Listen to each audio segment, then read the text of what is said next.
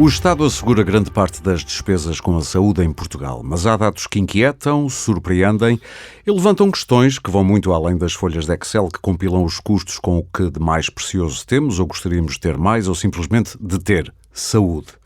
A despesa privada representou 35,5% de todos os gastos com a saúde no país em 2020, isto acima da média dos países da OCDE. Pergunto-se por isso se os portugueses estão devidamente protegidos contra despesas inesperadas de saúde. Qual a dimensão do chamado out of pocket, ou seja, qual a percentagem de custos que as famílias pagam diretamente do seu bolso? A OCDE diz que Portugal é um dos países, dos 38 que compõem esta organização internacional, onde as famílias mais pagamentos diretos fazem para assegurar os tratamentos de que necessitam. A fatura com os medicamentos é das que mais pesa. Pergunte-se também se é preciso rever o sistema de comparticipação que existe no país. Por outro lado, Portugal está abaixo da média da OCDE no que diz respeito à despesa pública em saúde. O país está mesmo no fim da tabela em termos de custos cobertos por sistemas públicos. Eu sou o Aurélio Gomes e neste episódio do Pode Pensar, o podcast Ideias para Consumir da DEC Proteste, vou querer olhar para estes números e procurar explicações além da espuma dos dias. Quais as razões históricas e de contexto que justificam a cronicidade dos problemas relacionados com o custo e o financiamento da saúde em Portugal? Para isso, conto com os sábios contributos de João Pereira, economista, professor catedrático da Economia da Saúde na Escola Nacional de Saúde Pública da Universidade Nova de Lisboa, e também de Susana Santos, farmacêutica e responsável pela área, não é irresponsável, é responsável pela área de saúde da DEC Proteste e perita do grupo de saúde do BEUC, é o Bureau Européen des Unions de Consommateurs. Na verdade, é um gabinete que junta as uniões de consumidores da Europa, um pouco as DEC Protestes que existem por essa Europa fora. Bem-vindos aos dois, muito obrigado por terem aceitado o convite e eu começo por si, já, professor João Pereira, e antes de passarmos aos números que governam a saúde em Portugal, eu tenho uma grande curiosidade. O que é que diz aos seus alunos da disciplina de Economia da Saúde que lhes vai ensinar? Isto no primeiro dia, assim como cartão de visita da matéria e da realidade sobre a qual esses alunos vão ter de refletir. Basicamente o que é que ensina? Obrigado, Aurélio, é um prazer estar aqui. O que eu digo aos meus alunos logo na primeira aula é que esta é talvez a aula onde vocês não gostariam de estar. Ninguém quer ligar a economia à saúde. Nós gostaríamos de fazer tudo aquilo que podemos fazer e que gostaríamos de fazer na área da saúde. Infelizmente, a ciência médica disponibilizou tantos tratamentos, tantas intervenções que podem melhorar a saúde da população, que nenhum país consegue fazer face a todos os problemas de saúde, dar benefícios a todas as pessoas que deles poderiam beneficiar. E então, o que é que temos de fazer? Temos de tentar ser o mais racionais possível e utilizar os recursos da melhor forma possível. E é isso que eu tento ensinar, ligando a economia à saúde. Não é agradável, chamamos-lhe assim, todos preferíamos não pensar em economia da saúde, mas imaginar que a economia e saúde não têm que conviver nos dias de hoje é enfiar a cabeça na areia. Os seus alunos são essencialmente alunos que vão tirar a economia da saúde, não são médicos, certo? São profissionais de saúde, grande parte são médicos, também outros profissionais de saúde. Na Escola Nacional de Saúde Pública são já pessoas com formação de base, só fazemos cursos pós-graduação e, portanto, são médicos, enfermeiros, farmacêuticos e outros profissionais de saúde, essencialmente. Antes de passar à Susana, qual seria o diagnóstico que faria, olhando para o investimento que vê ser feito em saúde pública? E eu faço a divisão que a António Costa brincou no outro dia, fez um trocadilho. Há investimento em saúde pública, que poderá ser entendido quase como preventivo, e depois há o investimento público em saúde, que é o que tem acontecido. São duas coisas diferentes. Qual é o diagnóstico, olhando para a realidade que conhece, que faria destas duas áreas? Eu entendo por saúde pública a saúde das populações e, portanto, aquela área da saúde que tem essencialmente a ver com prevenção e promoção da saúde. Exatamente. E é uma coisa que eu sei quando olho para os números a nível internacional. Portugal é um país que gasta muito pouco na prevenção e na promoção da saúde. Se nós compararmos com outros países da União Europeia, dedicamos valores relativamente baixos a essa área. E vimos a importância, ultimamente, que é investir na área da promoção da saúde e na prevenção. Eu, pessoalmente, acho que devíamos fazer um esforço maior nessa área para evitar problemas maiores, ou seja, gastos mais elevados e doença, sobretudo. Sim. É disso que estamos a tratar. E depois despejamos mais dinheiro no fim da linha, que é tratar o problema de saúde das pessoas. Os normalmente acontece. Não quer dizer que, gastando só em prevenção da doença e promoção da saúde, nós vamos evitar todos os problemas. Não, mas faremos alguma coisa e talvez consigamos evitar alguns custos que poderiam ser evitados. Quando houve este número, nós sabemos que o Estado assegura, apesar de tudo, uma grande parte das despesas com saúde em Portugal.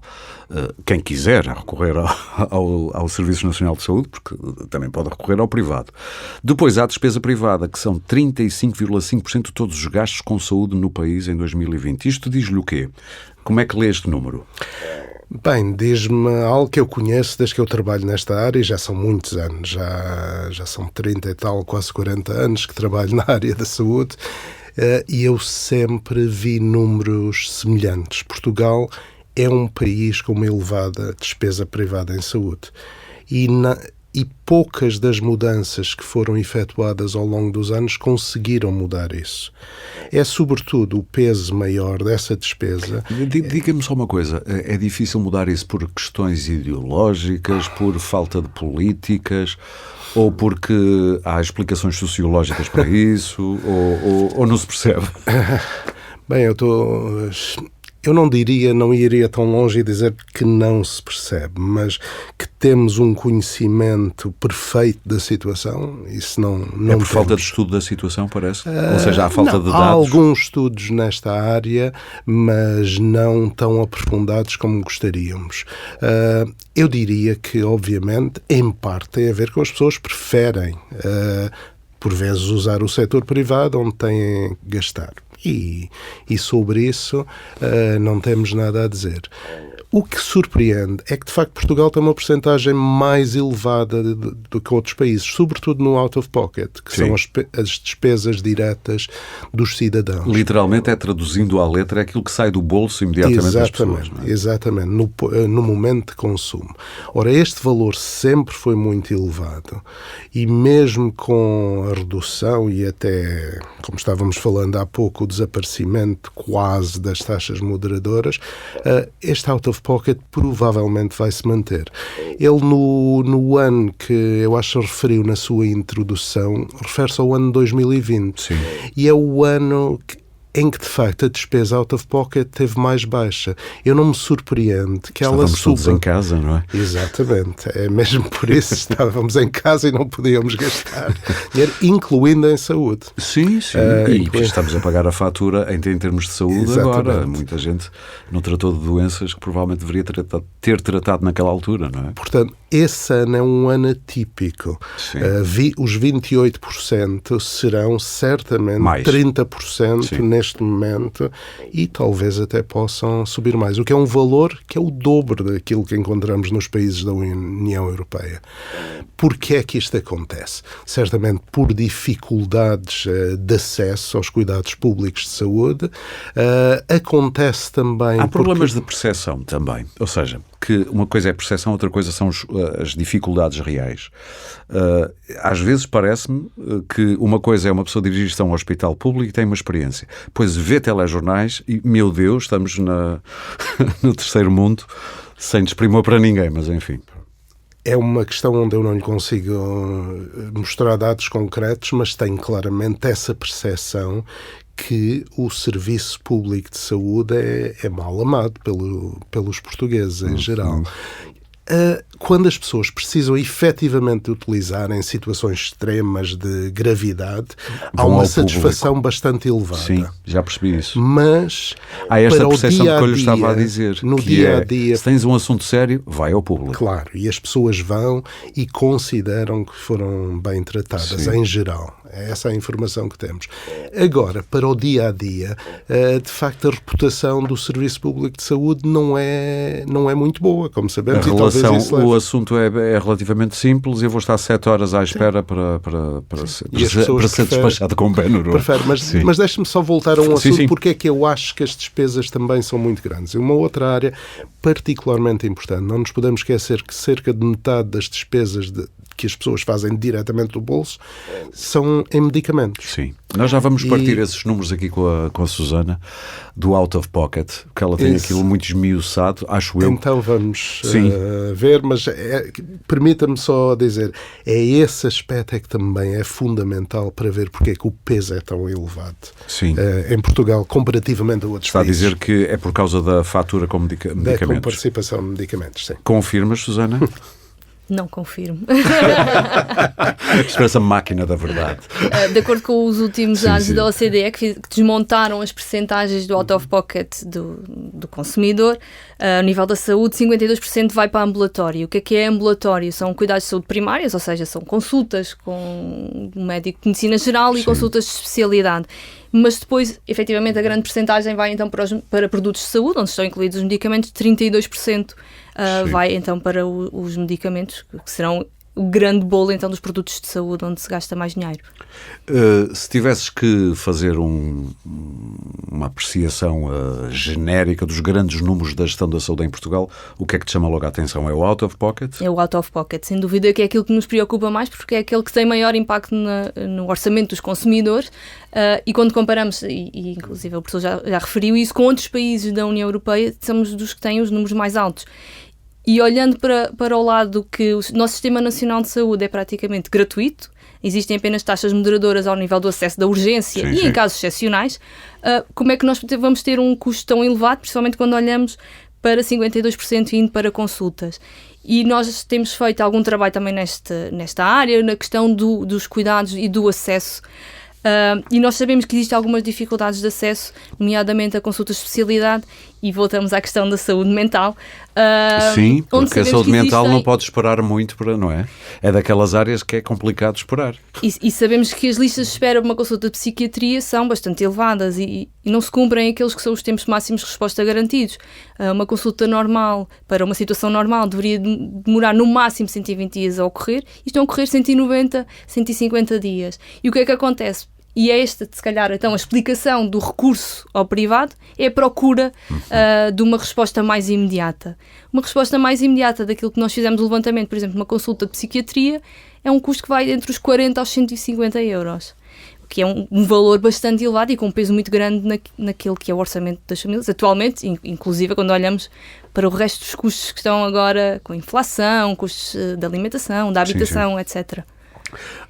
Há pouco falavas aí dos custos, as pessoas, isto pegando até numa conversa que tínhamos tido aqui de microfone ainda fechado antes de começarmos a gravar. Faria sentido as pessoas, quando vão ao Serviço Nacional de Saúde, terem na fatura discriminado o preço de tudo aquilo que fizeram e que não pagam? Nós não temos, a DEC Proteste não tem uma posição relativamente a essa abordagem, isso tem sido muito discutido durante vários anos. De um ponto de vista de transparência, talvez fizesse sentido. Precisávamos de ver mais estudos, qual é que é o impacto, o que é que isso traz de benefício para o consumidor, quando vê a fatura do que efetivamente pagou, porque neste momento sai do hospital e não paga absolutamente nada. Sim, exatamente, a não ser uma taxa moderadora quando vai à urgência. Sim, se não for reencaminhado pelo SNS 24 ou pelos cuidados de saúde primários. O professor acha o mesmo? Ou acha o mesmo? Quer dizer, qual é a opinião do professor? Porque, na verdade, a DEC Proteste não tem uma posição tomada sobre o assunto. Esta é uma ideia que alguns especialistas já avançaram há vários anos para as pessoas terem um reconhecimento quanto é que a sociedade está a gastar com cada tratamento. Se cada um de nós recebesse um extrato relativamente aos tratamentos que recebeu, quando vai a um hospital ou a um centro de saúde, seja onde for. Eu vou ser muito direto, eu acho uma péssima ideia. Porquê? Porque quebra a cadeia de solidariedade em que se baseia o Serviço Nacional de Saúde. Não nos interessa saber quanto é que as pessoas gastam, interessa saber se elas têm acesso, se tiverem necessidade. Mas todo as pessoas o Serviço saberem... Nacional de Saúde foi construído dessa forma. As pessoas saberem o que gastaram não poderá dar-lhes também uma noção do benefício que têm? Eu acho que poderia ter um efeito até contraditório. Faria com que aqueles que consomem menos quisessem utilizar mais, precisamente para receber a sua parte daquilo que contribuíram. Podia ter um efeito de procura excessiva. Daria eventualmente procura excessiva. E é por isso que grande parte dos sistemas de saúde não optam por esse caminho, e eu acho que não seria uma boa ideia para o futuro, teria muitos riscos, e esquecíamos a questão da solidariedade, que o Serviço Nacional de Saúde foi criado para que as pessoas pudessem receber tratamentos quando eles precisarem. Falando nisso, os portugueses estão devidamente protegidos, olhando para isto assim, contra despesas inesperadas de saúde? Olhando já para estes números de que falamos? Há dados muito interessantes, alguns publicados pela OCDE, com base em inquéritos europeus, e temos os dados do Inquérito Nacional de Saúde. Olhando para esses números, que eu terei que consultar, se quiser que os diga, porque não me recordo de memória, mas eu diria que há algum caminho ainda a percorrer.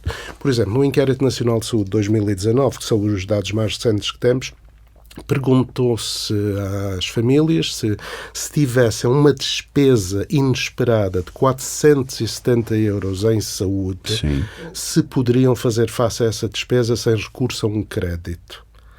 Perguntou-se, uma amostra representativa da população portuguesa. 34% responderam que não poderiam fazer face a essa despesa. Portanto, estamos a falar de um terço da população portuguesa que, perante uma eventualidade de ter que fazer uma despesa de 470 euros, não a faz. Não conseguiria fazer. Eu li Essa alguns, é uma pergunta que número, é feita em todos os países europeus. Eu li alguns, confesso que não tenho aqui a fonte, também deveria ter trazido o papel, mas lembro-me ter lido que 1 em cada 10 portugueses já deixou de comprar um medicamento por dificuldades económicas, e acho que o número é correto, é 1 em cada 10. Exatamente. É mais ou menos. A Susana está-me a dizer que sim, que eu não estou a inventar. É mais ou menos. Os dados que tenho do Inquérito Nacional de Saúde é 8%. Portanto, é quase 1 em cada 10. É quase 1 em cada 10. Mas há outros consumos onde é pior. Se nós olharmos para as consultas de psiquiatria, psicologia, psicoterapia, é 9%. Não anda muito longe. Sim. Mas, e depois temos uma consulta ou tratamentos médicos em geral. Aí já vemos que 15% da população deixou de consumir cuidados nos últimos 12 meses por dificuldades financeiras, 15%. Mas onde o número é realmente elevado, como deve imaginar, nos cuidados dentários. Pois. Aí estamos a falar de um terço da população que deixou de consumir cuidados por dificuldades financeiras nos últimos 12 meses.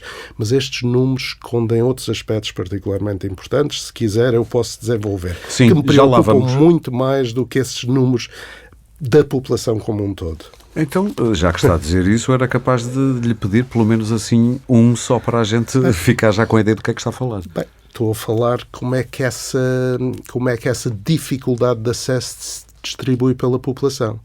É que não é igual para todos, obviamente. E se nós olharmos para os 20% mais pobres da população, vemos que 1 em cada 4 pessoas deixou de fazer tratamentos médicos ou de ir a uma consulta. 1 em cada 4, 25%. Sim. Deixou de fazer tratamentos devido a dificuldades financeiras. Se falarmos em cuidados dentários, é 50%. 1 em cada 2 deixou de fazer esses tratamentos. Se olharmos para os medicamentos, são 16%. Isto para aquilo que nós, a economia, chamamos o quintil mais pobre da população, ou seja, os 20% mais pobres da população.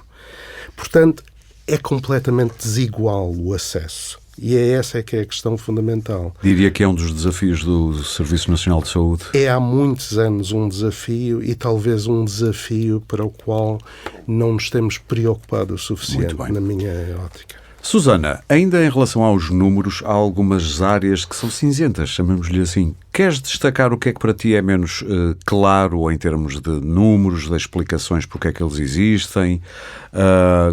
Assim, estou a falar de quê? De listas de espera, falta de médicos de família, são possibilidades explicativas, mas era para aí que eu queria tentar perceber o que é que tens para nos dizer.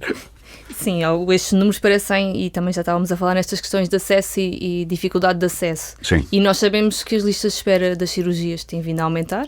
Com a questão também passámos por uma pandemia em que houve um incremento, ou seja, muitas cirurgias deixaram de ser feitas e aumentou a lista de espera. Estamos a tentar recuperar e os números mostram que estão a tentar recuperar muitas das cirurgias. Temos o vale de cirurgia que sabemos que é uma tentativa de resposta, mas que nem sempre responde a todas as necessidades. Muitos consumidores acabam por não utilizar, mas ao nível, por exemplo, das consultas de especialidade não temos um vale de consulta de especialidade. E aí tem que ficar mesmo à espera e estava a falar daqueles números que nós temos, os tempos máximos de resposta garantida, ou seja, do ponto de vista de lei, existem tempos definidos, quer nas cirurgias, quer nas consultas, que não estão a ser cumpridos. E depois temos também o problema dos médicos de família, que há anos e anos... Eu não tenho médico de família, por exemplo. Se reivindica que... E vive em Lisboa, no centro do furacão, vá. Que todos os portugueses tenham um médico de família, aqueles que quiserem, porque também podem não querer, obviamente. E continuamos a não ter uma resposta, por mais que se implementem medidas, novas leis de base da saúde... Ainda não estamos a ver uma resposta para esta necessidade do médico de família para todos, que é o ponto de entrada no Sistema Nacional de Saúde. Há pouco falava-se aí do problema da saúde mental, porque é um problema que começa muitas vezes com as pessoas já vão na última à procura de ajuda, porque andaram triste, ou isto já é mais que tristeza, já não durmo, já não tenho prazer com nada, e portanto já levam, se for uma depressão, por exemplo, já levam a coisa adiantada. Chegam lá, aquilo demora, por lei, 120 dias. Na prática é sempre muito mais. Ou seja, quando são vistos, isto primeiro é um sofrimento acumulado de meses e depois quando são vistos provavelmente já é numa fase que é pena ser tão tarde. Podia-se ter intervindo mais cedo, não é? Sim, a velocidade com que se é feitas as intervenções também acabam por ter um impacto. Claro. Não é só na saúde mental, em todas as patologias acaba por haver um desenvolvimento se não forem tratadas logo numa fase inicial. E também aqui aquilo que se falava no início da prevenção. Quer a prevenção, quer o tratamento numa fase inicial, acaba por ter benefícios nos resultados finais da recuperação e do tratamento. E, obviamente, que na saúde mental isto é claro. E depois conseguirem recorrer ao privado também não é fácil, quer do ponto de vista de acesso, mas também do custo, que é muito elevado. Vimos agora os números que o professor falava. Se olharmos então para esta muito desigual. franja da população com menores rendimentos, uma consulta de 150 euros é absolutamente irreal num orçamento. Se for uma pessoa mais velha que receba aquela média de pensões em Portugal, 400 e poucos euros, é que nem pensar, não é? A pessoa vai sofrer e ponto. Eu já vos tinha falado da notícia que li hoje de um encontro da Sociedade Americana de Oncologistas Clínicos que alertava para a epidemia grisalha, ele não é epidemia, tsunami, grisalho que vem aí no que toca à oncologia por causa do aumento da expectativa de vida das pessoas, aumento do número de cancros. Isto é uma pergunta para os dois, começo agora pelo professor porque já ouvimos a Susana antes. Vêm as autoridades a projetar isto para o futuro? Ou às vezes parece-me que as autoridades, pelo menos em Portugal, estão sempre preocupadas com o problema agora aqui ao pé ao pé da letra, ao pé da coisa. Este problema já aqui ao pé do umbigo, mas vê projeção de estruturas para o futuro, de maneiras de pensar, de fazer, de tentar amparar um tsunami que possa vir aí? Infelizmente, os nossos sistemas de saúde, e não é só o português, não estão preparados para essa projeção do que poderá vir a prazo. Mas eu diria que não é um problema novo. A tendência tem sido, ao longo dos anos, para haver maior consumo de cuidados. E é esse o grande problema do setor da saúde. E a explicação é porque estamos mais exigentes, estamos mais doentes e precisamos mais cuidados, estamos a viver mais e precisamos mais cuidados? É isto tudo junto? Eu diria que é uma confluência de fatores. Em primeiro lugar, temos mais tecnologia, que ela própria cria necessidades. Havendo mais e melhores tratamentos, vamos criar maiores necessidades de consumo. Por outro lado, há de facto o aumento da longevidade. verdade. Há quem duvide que isto tenha um grande impacto, mas na verdade é que se as pessoas vivem mais anos, vão precisar fazer terapêuticas para doenças crónicas, vão ter que passar tratamentos, em alguns casos, de primeira linha para segunda linha e terceira linha. Tratamentos costumam ser mais caros, portanto, vamos consumindo mais e cada vez gastando mais. Outro aspecto é que, claramente, as pessoas têm uma maior consciência do consumo em saúde do que teriam há 30 ou 40 anos atrás. E, portanto, todos nós consumimos mais cuidados de saúde. E é esse o grande dilema dos sistemas de saúde, porque não conseguimos esticar o dinheiro, sobretudo quando temos uma economia relativamente estagnada ao longo de anos, e então é muito difícil fazer face, por exemplo, no que toca a essas exigências e essas necessidades, entre aspas, das pessoas. Em Portugal, o Estado cobre cerca de 60% das despesas de saúde das pessoas, até com participações. Na Noruega são 80%, à volta disso. E noutros países, não é só a Noruega. É justo fazer estas comparações, Susana, sabendo nós que os PIBs destes países são todos muito diferentes também? Também temos que considerar que são sistemas que funcionam de maneira diferente. Alguns sistemas nacionais na Europa são um género de um seguro. Sim. Não funcionam como o nosso, que é para todos e tendencialmente gratuito. Às vezes há aqui alguma dificuldade de fazer essas comparações. Temos que ver estas pequenas diferenças. E obviamente também há um investimento diferente que eles fazem na saúde que nós não fazemos. Podíamos avançar agora para uma coisa que é a segunda fatia, logo do out of pocket que falávamos há pouco, o preço dos medicamentos. Há um estudo da DEC Proteste, Susana, queres falar dele? Nós fomos surpreendidos este ano com o aumento do preço dos medicamentos, daqueles que são os medicamentos mais baratos. Tendo sido feita como justificação tentar que não haja falhas e rupturas de medicamentos. A nós surpreendeu-nos que fosse essa a justificação, havendo outras medidas que podem facilitar o acesso aos medicamentos e que não haja rupturas. O que aconteceu foi que medicamentos até aos 15 euros tiveram pequenos aumentos, aumentos de 5% e 2%, e que pode parecer pouco. Basicamente o que nós fizemos um pequeno exercício, criámos um cenário com duas personagens. O Manel e a Maria. E a Maria, sim, claro. Que podiam ser inventados, mas foram baseados em pessoas reais. Sim. E que, apesar deste aumento se traduzirem em alguns cêntimos, 2 euros e 3 euros, em todo o bolo de medicamentos que são adquiridos, estamos a falar de custos que já rondam os 80 euros mensais para um casal de pessoas idosas, provavelmente reformadas, com rendas muito baixas, a rondar os 400 euros. Polimedicados, muitas vezes. E com outros custos também associados, não só do ponto de vista de saúde, mas também no seu dia-a-dia.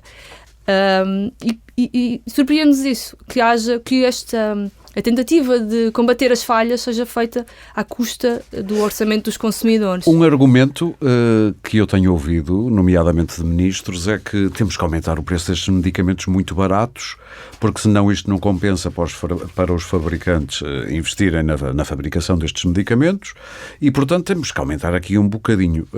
Esta explicação colhe junto à DEC Proteste? Não. Porque nós temos que olhar...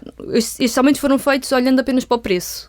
Não olhámos para se eram medicamentos essenciais, se eram medicamentos que tinham uma patente que tinha caído há muitos anos, se era uma patente, tinha ainda uma patente ainda a decorrer. Foi feito só olhando para... Não houve aqui um grau ou uma aplicação diferente consoante o tipo de medicamento. Se calhar existiriam medicamentos em que faria sentido essa justificação e outros não. Sim. Basicamente, olha-se para os preços até aos 10 euros, aumenta X até... Sim, fez-se uma política igual para todos os casos. O que é que a DEC propõe? Existem outros países, nós tivemos conhecimento, por exemplo, na França foram criadas listas de medicamentos essenciais e nesses, efetivamente, foi feito um aumento de preço para combater essas dificuldades do aumento dos custos da produção. Em Portugal há agora uma lista que impede, e é uma lista mensal, salvo eu. Exatamente, existe uma lista que proíbe a exportação paralela de alguns medicamentos que, sendo essenciais ou havendo um aumento da procura, não pode haver exportação durante esse período. Professor, isto põe um problema interessante, que é a negociação entre os Estados e os povos e as empresas que pensam no negócio, e eu percebo, é legítimo, têm um negócio para gerir, têm acionistas para compensar, portanto, tentam maximizar as suas receitas, os Estados tentam diminuir as suas despesas. Parece-lhe que nos últimos anos as farmacêuticas ganharam tanto poder. Eu lembro-me do caso não há muitos anos, da cura, pode-se falar da cura da hepatite C. Isso esteve nas notícias, porque até houve um paciente que esteve na Assembleia da República a protestar. Na altura, já não me lembro do número, mas falava-se isto, o tratamento para 15 dias, realmente a pessoa fica curada, o Estado irá poupar tratamentos que as pessoas que sofriam de hepatite C teriam que fazer ao longo de anos, agora concentra tudo em 15 dias, a pessoa fica curada e é um peso menor no Serviço Nacional de Saúde. Mas eu lembro que o valor do tratamento rondava, salvo erro, centenas de milhares de euros. Posso estar enganado. Depois houve ali uma negociação. Como é que diria que está o estado da arte nesta luta de poderes? Eu diria que o estado da arte é que vamos aprendendo. É um pouco um jogo do gato e do rato nessa situação.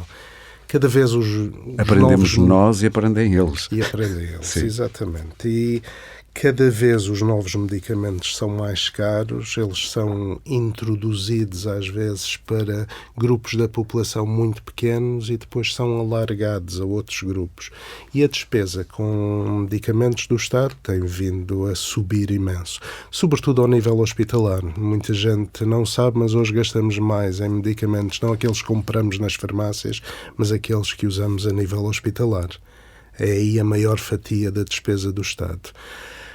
Nessa situação, o Estado tem alguns mecanismos para garantir que a despesa está a ser bem utilizada, nomeadamente as avaliações que são feitas dos medicamentos para os introduzir não no mercado, mas na prática dos nossos hospitais e dos centros de saúde, mas é um processo longo, moroso, dispendioso e que a Porquê que os indústria medicamentos são cada vez mais caros?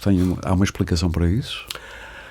A indústria diria que desenvolver um novo medicamento tem custos elevadíssimos. Isso a gente sabe, até porque às vezes entre a ideia da molécula ser pensada até a aprovação do medicamento podem decorrer 10 anos, 15 anos. Sim. Portanto, com ensaios a gente sabe que é caro. Há vários valores. Mas porquê é que encareceu com o tempo? Eu não posso dar uma resposta única relativamente a isso, mas talvez hajam tratamentos mais direcionados a pequenos grupos da população e esses como tratamentos... é o caso da hepatite C. Ou seja, Exatamente. o mercado não é muito grande. Esses tratamentos são cada vez mais caros, são mais caros de desenvolver. Embora no caso da hepatite C foi possível desenvolver um acordo entre as empresas e o Estado para se garantir que apenas os doentes curados é que seriam financiados. E há cada vez mais acordos desse tipo, só que o Estado tem muita dificuldade em monitorizar esses acordos. O caso da hepatite C é um caso daquilo que se chama um acordo baseado nos resultados. Quem fosse curado seria financiado. Agora, o Estado não consegue fazer isso para praticamente mais nenhuma patologia. O que o Estado estabelece são critérios muito simples, critérios financeiros. Diz, vamos gastar até 3 milhões de euros neste tratamento e a partir daí tem que ser a indústria a suportar. E cerca de 99% dos acordos que são feitos com a indústria são coisas simples desse tipo, tetos financeiros. A Europa tinha a ganhar em comprar por atacado para todos, por exemplo? Eu acho que sim, e pensa-se ir por esse caminho. Portugal está interessado nisso, ainda lá não.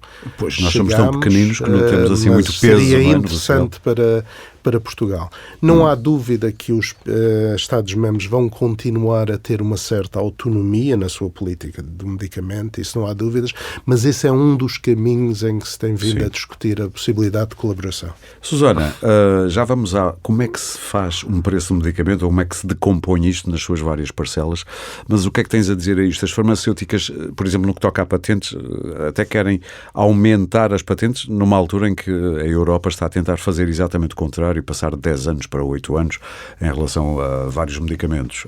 Nós neste momento... Isto tem a ver com os genéricos, porque deixando de haver patente Sim. é possível construir... ter os genéricos. Ter os genéricos bem mais baratos, sim. A legislação dos medicamentos está a ser revista neste momento e é uma das partes que está a ser revista, é a questão das patentes e do período de exclusividade dos fabricantes. Sim. Neste momento a proposta apresentada aumenta num ano ou seja, Atualmente a patente são 10 anos e mais 1 ano, em situações excepcionais. Agora passava para 8 anos standard, e depois existem vários critérios que podem vir a aumentar o tempo da patente até 12 anos. Isto ainda está em discussão, e vamos ver qual é que será o resultado final. Obviamente que só faz sentido que aumente a patente se realmente trouxer mais benefício, ou seja, por exemplo, se eu apresentar uma nova indicação terapêutica para aquele medicamento. Sim. Então faz sentido que haja um aumento do período de Isso não é tão exclusividade. raro como se julga. Há medicamentos que durante anos foram usados para determinado patologia, de repente percebeu-se que também muitas funciona vezes para a utilização coisas, off-label, e isso é um dos receios que nós temos, é que um medicamento que durante anos foi utilizado off-label e eles nunca fizeram Chama-se a transição. isso off-label. O off-label é utilizado para uma indicação que não está Sim. É só para os nossos ouvintes no folheto perceberem. informativo, Sim. assim dizer. Imaginando um medicamento que durante os 10 anos que teve a patente foi sempre utilizado off-label por outra indicação, ou seja, foi sempre utilizado por uma indicação que não era a que estava autorizada, e depois só nesse momento é que vão alterar para poder usufruir deste. Ou seja, tem que se criar aqui também alguma regulamentação, alguma forma de conseguirmos controlar que isto não seja feito depois de uma forma descontrolada, por assim dizer. Sim. Gostava só de acrescentar aqui a questão da negociação, e nós sabemos que efetivamente são nos medicamentos dos hospitalar que têm o maior custo para o Estado. Nós não pagamos nada, né? Nós como consumidores, não diretamente, no out of pocket pagamos nos nossos... E é por isso, deixa-me interromper, e é por isso que há tantos americanos a virem cá morar uns tempos para terem acesso a medicamentos grátis. Toda a gente tem direito à saúde em Portugal. Sim. Mas há que pensar nisto como um problema, porque já começa a falar-se de tráfico. Sim, mas que nos sai do bolso a todos. É só por isso que eu estou a dizer isto. Mas aqui na questão da negociação há aqui um grande problema, mesmo a nível europeu, que é a falta de transparência. E estas negociações entre cada país e a indústria é feita à porta fechada. Eu não sei quanto é que paga a Espanha, não sei que benefício teve a Espanha. Eu vou ter que assumir que o que eles me estão a oferecer a mim, Portugal, por exemplo, é melhor do que a Espanha ou é igual. E teríamos muito a ganhar não só numa questão de transparência, mas também de poder negociar se comprássemos em conjunto, como fizemos com as vacinas. Temos um ótimo exemplo da questão das vacinas. Permitiu não só beneficiar do ponto de vista económico, ou seja, do custo, mas também da acessibilidade, porque garantimos que todos têm acesso na Europa, em vez de termos uma situação em que alguns países não têm acesso aos medicamentos. Sim. Deixemos o professor desligar o seu telemóvel. Acontece a todos. Já me aconteceu a mim também. A gente julga que está desligado e afinal ele começa a tocar. Porquê é que, professor, parece-lhe bem que sejamos sempre nós, o consumidor, a suportar? Por exemplo, estávamos a falar de aumento de medicamentos. Vem sempre parar a nós, consumidores. Não deveria haver aqui um repensar da política do Estado de compensações, neste caso? Se me permite, eu já lhe respondo a essa questão. Deixe-me só voltar a uma questão que a Susana colocou, que é a questão da transparência. É claro que a nível internacional, na Europa, há pouca transparência nestes processos. Mas nos países há mais do que outros. E eu daria aqui o exemplo da avaliação das tecnologias da saúde, que é feita pelos diversos países.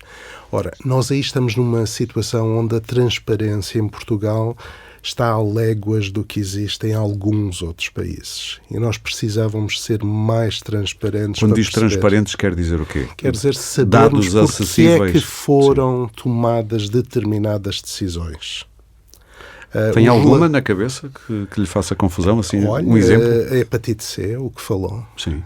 A questão, sabemos muito pouco. Sabemos que houve um acordo entre o Estado, mas não sabemos os contornos. Disse que o valor era elevadíssimo, mas também não me soube indicar. Eu também não consigo indicar. Na altura lembro de andarem os números na imprensa, confesso. Andavam mas não me lembro. Os números na imprensa, mas a verdade é que esses números nunca foram explicitados pelo Estado. E acho que poderiam ser, nessas situações, nós devíamos saber porque é que são tomadas determinadas decisões. Para não pensarmos que foi só porque houve um protesto no Parlamento que o Governo mudou a sua decisão. Mas diga-me, porquê é que acha que a transparência é importante aí? Porque o que é que o incomoda? incomoda? Tem medo de quê? Incomoda-me como cidadão. Sim. Gostaria que as decisões sobre o dinheiro dos contribuintes, e eu sou um deles, fossem Isso eu percebi, tomadas... professor, mas eu queria que fosse um bocadinho mais longe. O que é que está a querer dizer-me que pode estar a passar se a gente não estar a saber? Não é nada de... Vamos lá ver. Sim, também não é a teoria da conspiração. Eu não estou a dizer que há uma conspiração qualquer. Os relatórios que são publicados pela nossa Agência de Avaliação de Tecnologias, que é o Infarmed, são muito curtos quando comparados com as outras agências de avaliação de tecnologia. Basicamente têm as conclusões. Sim. E era São importante lacónicos. para os cidadãos terem acesso a essa informação para saber se um medicamento não foi aceito para comparticipação, que soubessem efetivamente as razões. Se outro foi aceito, que também soubessem, e porque aí sabemos muito pouco. Já que está a falar disso, já te deixo falar, Susana. Responda-me à pergunta. Acha que deveriam aumentar as comparticipações do Estado, no caso dos aumentos de medicamentos? Voltando a essa questão. Só para não deixar, senão eu esqueço-me Não, é que está muito ligado à questão do aumento dos preços que estávamos a falar. Na verdade, a parte suportada pelos utentes esteve relativamente estável durante alguns anos. Sim. No período pós-Troika, praticamente a comparticipação dos cidadãos não aumentou. Isso deveu-se ao crescimento dos genéricos, deveu-se também ao corte nos preços dos medicamentos, e agora vamos ter este aumento que falou dos tais medicamentos a menos de 15 euros e de 10 euros, que vão ter este aumento extraordinário. De 5% e 2%. Exatamente. Exatamente. Ora, a verdade é que nos últimos 2 anos o preço dos medicamentos suportado pelos cidadãos já está a aumentar. Em 2021 e 2022. Em 2021 aumentou 4,7%, salvo erro, e 7,4%, 4,3% em 21, 7,4% em 22. Portanto, já tínhamos aqui uma alteração. Sim. Desse crescimento, mesmo sem haver alterações de preços extraordinárias. Portanto, já estamos num processo de crescimento dos preços. Portanto, este aumento que virá agora, que foi aprovado no início do ano pelo Governo, é em cima deste aumento dos últimos 2 anos. Mas acha que o Estado devia aumentar a comparticipação para fazer face a esse aumento? Eu acho que isso é um problema e por isso eu foquei logo no início. A Susana corrigiu-me relativamente aos números dos medicamentos. Eu sei que a OCDE aponta estes números mais baixos, mas há outras fontes que dizem que os valores ainda estão acima. Historicamente tiveram muito perto dos 50%. Não há dúvida que nas consultas houve um crescimento muito grande nos últimos anos. E de exames também de auxílio de diagnóstico? Também nessas áreas. Isso fez que a percentagem dos medicamentos no out-of-pocket baixasse. Eu acho que não é tão grande, acho que há uma anomalia nestes últimos dados, porque são os dados de 2020. Portanto, há uma anomalia nesses os tais afetados pela pandemia. Portanto, sim. Mas, sim. Tem toda a razão. Agora, o que é realmente preocupante, porque é que eu foquei a questão dos medicamentos, é que na questão dos medicamentos, o financiamento da saúde, há um grande princípio para o financiamento da saúde, que é defendido nos livros e pelos políticos, que deve ser feito de acordo com a capacidade de pagar de cada um. Ou seja, diferenciado. Diferenciado de acordo com a sua capacidade de pagar. Ora, isso não acontece nos medicamentos. Se olharmos para os números, nós pagamos, independentemente do nosso nível de rendimento, pagamos o mesmo valor. Sim. É o único. Se eu ganhar bem 5.000 euros por mês, pago o mesmo pelo Benuron que paga uma pessoa que ganha 600 mas paga em ou geral, 700. não é só... Claro que o preço do medicamento é sempre o mesmo. A questão é que paga o mesmo em geral. Sim. Quando fizermos a conta ao fim do ano sobre tudo o que gastou em medicamentos... Mas isso não é um entendimento muito ideológico, se quiser, do nosso maneira de olhar para o Sistema para o Serviço Nacional de Saúde? É um entendimento ideológico, mas ou seja, de abertura a todos. Por todos no espectro político. Eu acho que a questão do financiamento de acordo com a capacidade de pagar sempre foi defendida por todos os partidos. Na sua opinião, seria mais justo? seria e mais justo economicamente viável. haver alguma diferenciação. E essa é que é a chave do sistema português. O nosso sistema de comparticipação de medicamentos tem pouca diferenciação no pagamento. Nós damos uma comparticipação maior a pessoas que têm o ordenado mínimo, abaixo do ordenado mínimo, têm uma majoração na sua comparticipação, muito pequena. Mas se nós formos aqui ao lado, em Espanha e em vários outros países, pessoas acima de 60 anos não pagam os medicamentos. Porquê é que os outros países europeus fazem isso? Okay. E nós nunca conseguimos fazer isso em Portugal. Alô, Ministério da Saúde? Aí é que está a chave da nossa falta de acesso na área do medicamento. É que, de facto, o sistema de comparticipação não é muito generoso para a população, sobretudo os mais pobres. Susana, alguma coisa a dizer sobre isto, antes de irmos ao desmontar do preço do medicamento? Sobre as comparticipações.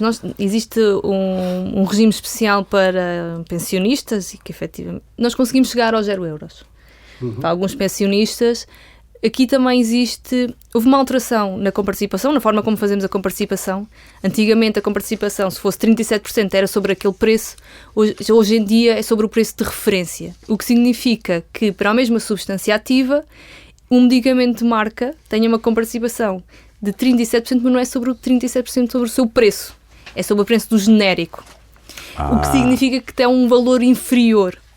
Isto alterou e também aqui ganhamos mais out of pocket para o consumidor.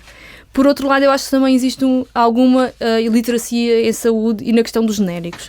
Apesar de ter havido um grande aumento no consumo dos medicamentos genéricos... Está quase nos 50% do consumo de medicamentos.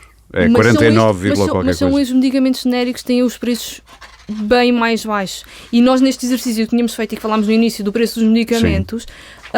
o Manel, voltando aqui ao Manel, a figura fictícia, mas real. Ele substituindo um medicamento que era de marca pelo genérico, poupava 29 euros. Isto são diferenças muito significativas. Em quem tem uma pensão, por exemplo, mensal muito reduzida, todos os euros são muitos euros. Claro. Obviamente não sei se será necessário repensar a forma como é comparticipado, seria necessário fazer mais exercícios, que há alguns estudos macroeconómicos para perceber até que forma é que podia ser feito. É algo que pode ser repensado, sim. Mas sim, sai muito do bolso do consumidor. Vamos decompor, o professor ia dizer alguma coisa? Gostaria, sobre este aspecto, eu acho que é muito importante esta análise que é feita com o consumidor típico e aquilo que poderia poupar, mas eu gosto também de olhar para os números daquilo que acaba por acontecer na prática. Não aquilo que poderia acontecer, mas o que acaba por acontecer na prática. E o que é que lhe dizem esses números do que acaba por acontecer na prática? Relativamente, mais uma vez, o Inquérito Nacional de Saúde, o último que temos, diz-nos que nas últimas 2 semanas... já agora, lembro-me? É 2019. É o último que temos, mesmo, foi no final de 2019, mesmo antes da pandemia. Sim. E sabemos que nas últimas 2 semanas as famílias portuguesas gastaram quase 17,81 euros em medicamentos nas últimas 2 semanas. Podemos multiplicar isso para ver o gasto anual. Mas o que é realmente surpreendente é que não há variação entre os grupos de rendimento. Todos pagam praticamente o mesmo. Pagam à volta de 17, 18 euros. Os 20% mais pobres pagam 15 e 30 cêntimos. É ligeiramente abaixo. Mas não é significativo. Isto em termos económicos, o que eu ensinaria aos meus alunos aqui é que é um consumo altamente regressivo e que não se nota para qualquer outro tipo de consumo.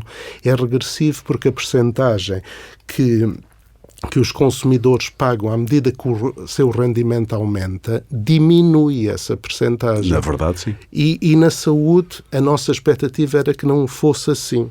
E não deveria ser até para ajudar o Estado. E nós temos um valor, por exemplo, de um índice que é usado na literatura internacional para calcular, que é de um senhor que se chamava Kakuani, e esse valor é de 0,32. É exatamente o mesmo que era há 30 anos atrás. Não mudou nada. Com todas estas alterações, tem havido um esforço enorme na política de saúde. O impacto real é é ínfimo. Ou seja, estamos a aumentar as possibilidades do caminho para a entropia do sistema que é o Serviço Nacional de Saúde, não é o que me está a dizer? Sim. A entropia como desordem ou como a tendência para a desagregação. Eu diria que as políticas, embora tenham sido algumas no sentido de garantir maior acesso, maior equidade, de facto houve um contributo importante, mas não me parece que tenham sido suficientes. Resumindo, diria que mais do que despejar mais dinheiro é preciso reorganizar o sistema. É preciso repensarmos eventualmente o sistema de comparticipação, sim. Susana, finalmente, vamos falar de como é que nasce o preço do medicamento. Eu li qualquer coisa sobre o assunto e fiquei logo curioso sobre isto. Há países de referência com que nós comparamos para depois fazer o preço cá em Portugal.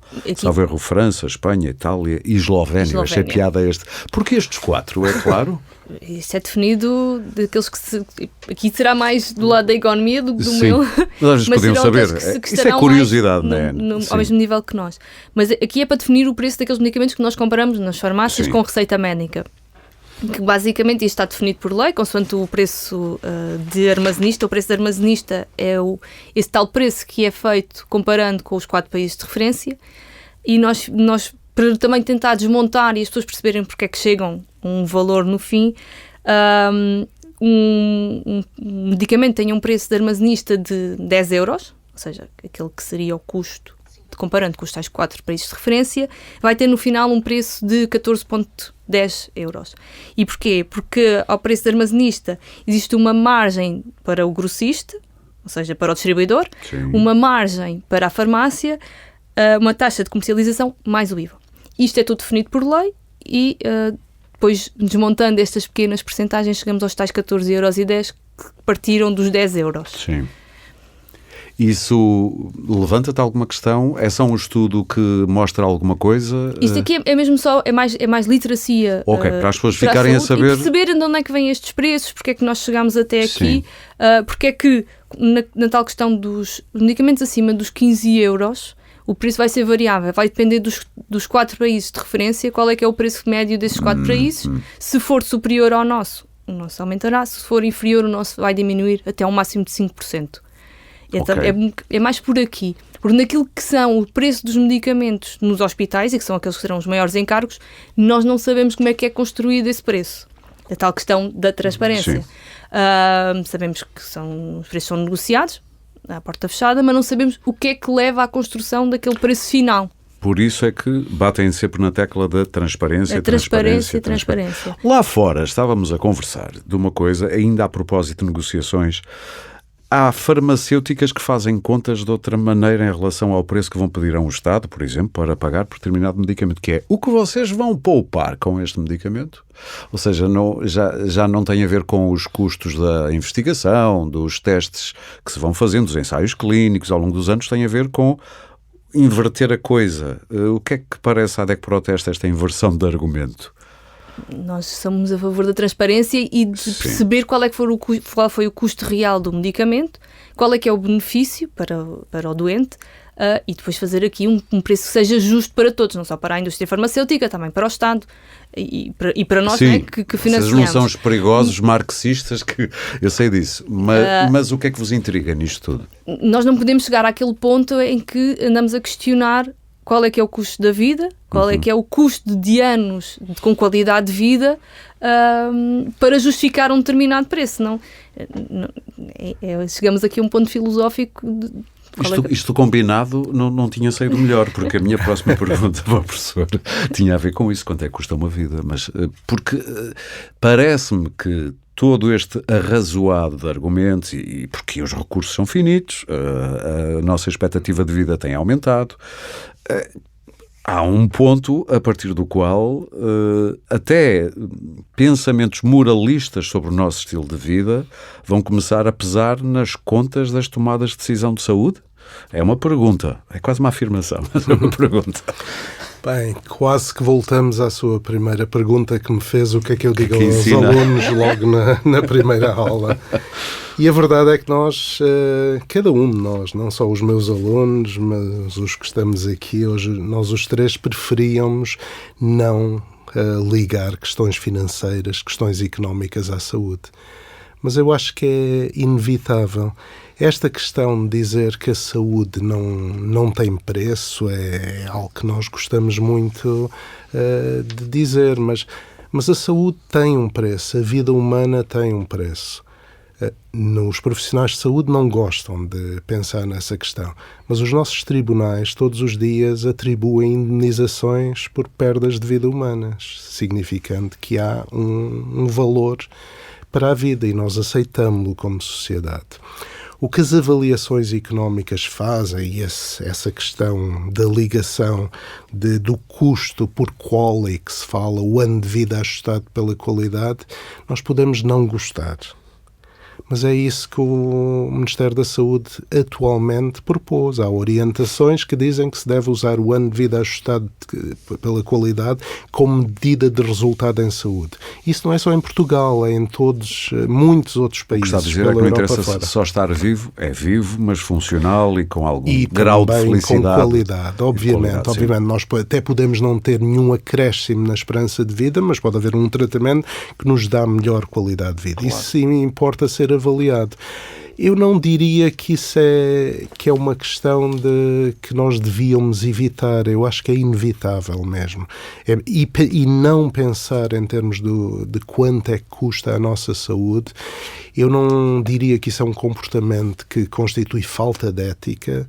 É pelo contrário, seria um comportamento ou um pensamento fanático e ignorar os custos. Nos dias de hoje nós não conseguimos fazer isso. Mas estamos fadados a este destino que é quem tem dinheiro terá sempre, e eu sublinho sempre, para me dizer sim, se não, melhor acesso, melhor cuidado, melhor possibilidade.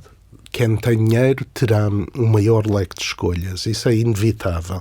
Agora, nós temos um sistema de proteção que criámos há muitos anos atrás, que é porque achávamos que a saúde não é um bem como os outros, em que todos devem ter acesso, em condições de igualdade, sem discriminação, aos melhores cuidados de saúde possíveis. E esse sistema chama-se o Serviço Nacional de Saúde, ele ainda hoje existe, provavelmente não vai desaparecer, por muito que se fale nisso, porque há muito poucas alterações. É curioso a gente olhar à volta pelo mundo fora, a gente critica muito o nosso sistema de saúde, mas só houve 2 momentos em que se mudou o paradigma de sistema de saúde no mundo, que eu me lembro na minha vida. Um foi precisamente em países como Portugal. Quando acabaram as ditaduras, passámos de um sistema de caixas de previdência para um Serviço Nacional de Saúde. Logo no final dos anos 70. Exatamente. Não foi só Portugal, foi Espanha fez o mesmo, a Grécia fez o mesmo, foram todos esses países que passaram por esse caminho. E depois temos o outro exemplo, que é com a queda do Muro de Berlim, em que houve um movimento inverso desses países. Portanto, há claramente alguma ideologia nisto. Mas a questão é que não há grandes mudanças no paradigma a partir há essas 2 seções, nesses mesmo 2 com momentos. O advento da inteligência artificial, eu não sei se isto é bom de meter aqui, eu já vou falar contigo, mas já que estávamos aí, isto pode vir baralhar tudo. Pode baralhar muito e mais nas nossas vidas. Do que nós pensamos. Pois, muito mais depressa do que eu, pelo menos, consigo pensar. Neste momento não lhe consigo dizer que efeito é que terá algum impacto. Todos nós sabemos que estamos preocupados. Mas já está sinalizado nas impacto. vossas preocupações de Está pessoas. Sinalizado, mas acho que estamos todos ainda a palpar caminho. Ainda não sabemos qual vai ser o impacto. Estamos cientes dos riscos que pode trazer e que se verificam. Basta olhar para alguns que desenvolveram a inteligência artificial e as suas preocupações. Alguns demitiram-se e vêm dizer: vocês fechem isto tudo, que isto não é bom. Mas enfim, sem dúvida terá algum impacto e é algo que vamos ter que acompanhar com bom senso e usando as nossas cabeças em vez da inteligência artificial. Últimas considerações, Susana. Só pegando aqui na questão da inteligência artificial. A inteligência artificial na saúde e mesmo na utilização noutros âmbitos deve ser visto como uma ferramenta. E como uma ferramenta que a decisão tem de sempre caber a nós, ao ser humano. E é isso que estas novas tecnologias de inteligência artificial acabam por trazer algo, ser um pouco mais assustadoras, porque elas tomam decisões. Nunca antes a tecnologia tomou decisões por nós, sempre fomos nós que tomámos a decisão. Nós também temos trabalhado esta questão ao nível da União Europeia. O meu carro já me impede, se não der pisca, quase de mudar de faixa. Este tipo de decisões...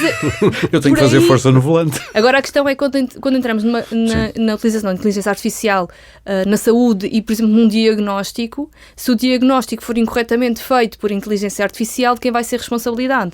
Nós, neste momento, se um diagnóstico for incorreto pelo profissional de saúde, aquele profissional de saúde terá que assumir o seu erro. Claro. A inteligência artificial não está nada por trás. É como as plataformas das redes sociais, eu posso ir para lá a dizer asneiras, mas a rede não é responsável pela asneira que eu digo. Sim. E aqui o que é necessário é regular. Sim. É regular e criar limites. Pode ser muito útil, a inteligência artificial na saúde pode ser extremamente útil, ajudar imenso, mas tem de ser regulada e a decisão tem que ser sempre nossa. Muito bem, estamos no final do nosso tempo. Gostava de vos ouvir considerações finais. Susana, alguma coisa que quisesses ter dito e que não disseste? Como é que olhas para o futuro com otimismo? Vês as entidades públicas preocupadas com aquilo que a DEC Proteste também com o que a DEC Proteste também se preocupa? Nós continuamos a acreditar no Sistema Nacional de Saúde e como sendo uma das melhores coisas que nos aconteceu. Sim. Tendencialmente gratuito, temos facilitado ao nível do acesso do ponto de vista financeiro, temos que facilitar agora o acesso ao nível da capacidade de ter os cuidados. Não só conseguir marcar consultas, ter as cirurgias atempadamente, para que não haja uma evolução negativa na saúde das pessoas enquanto estão à espera. Por outro lado, temos de assegurar também o acesso ao resto, aos medicamentos, de forma equitativa, de forma que não seja um fardo no orçamento das pessoas no momento em que temos um fardo gigante com todo o resto. A saúde não pode ficar para trás. Não pode ser mais uma fonte de stress financeiro das pessoas. E obviamente que vamos continuar a contribuir para a literacia da saúde das pessoas, ou seja, conhecimento, e consumidores com conhecimento fazem também escolhas inteligentes, claro, mais económicas e racionais. No fim, basicamente é isto, é conseguirmos ter escolhas e que todos tenham acesso. Professor, olha para o futuro com que óculos? Com otimismo, parece, se tomarmos algumas decisões que podem ser difíceis e que temos vindo a adiar. Quando eu olho para estatísticas internacionais, há algumas contradições. Às vezes nós ficamos muito surpreendidos. Eu vejo, por exemplo, a comparação de médicos de família, clínicos gerais, e Portugal aparece no topo com o número de médicos de família a nível internacional. E, no entanto, então, nem toda a gente é médico de família. E nem toda a gente tem médico de família. Como é que conseguimos estar nessa situação? Nem situação? toda a gente, é uma grande fatia da população que não tem médico de família. Portanto, em parte isto pode-se dever a problemas nas estatísticas, eu sei, mas não pode ser a totalidade. Há alguma falta de planeamento no nosso sistema. Voltamos àquilo mais do que dinheiro, é reorganização. É a reorganização. Dinheiro, Portugal, eu volto a referir, Portugal faz um esforço enorme para a saúde.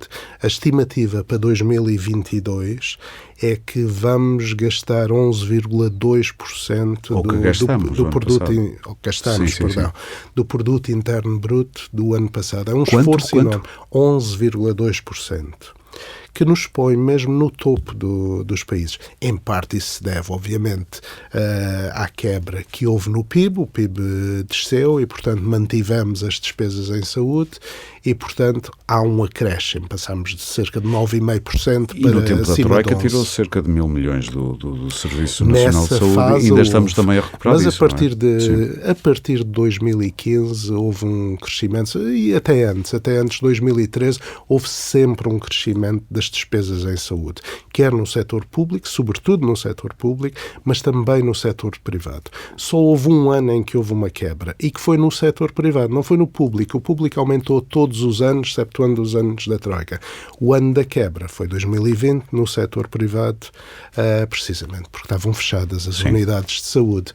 Agora, há algumas decisões difíceis que é preciso, a meu ver, ser tomadas para tornarmos o sistema dar uma melhor resposta aos cidadãos e ser mais equitativo.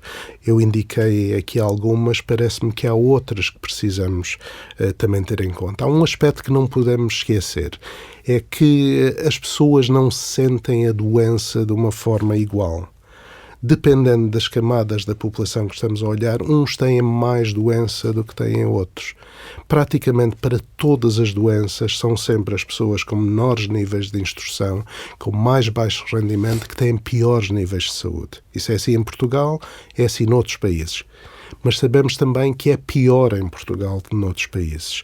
E, portanto, o sistema de saúde tem que pensar também nessas questões. Não só dar resposta para a totalidade, mas ir ao encontro daqueles que precisam mais. E a resposta pode ser mais na reorganização do que só tirar dinheiro para cima do assunto. E vamos ter que terminar. Está tudo dito. Muito obrigado aos dois pela importante reflexão que nos deram a oportunidade de fazer em conjunto. E também obrigado a quem nos ouviu na revista Teste de Saúde e também no site da DEC Proteste. Podem encontrar os artigos relativos aos estudos da DEC Proteste sobre medicamentos, que aqui mencionamos, bem como muitos outros conteúdos relacionados com o custo da saúde em particular e com a saúde em geral. Está tudo em deco.proteste.pt/saúde/doenças. De resto, o de sempre. Este podcast pode ser subscrito e seguido em Spotify, Apple Podcasts, Google Podcasts, SoundCloud ou qualquer plataforma de podcast que utilize no seu telemóvel ou computador, também em deco.proteste.pt e no YouTube. Este episódio teve coordenação editorial de Maria João Amorim, produção de Sandra Borges, som é da Índigo, com sonoplastia de Guilherme Lopes. O Pode Pensar da DEC Proteste regressa em breve com mais ideias para consumir.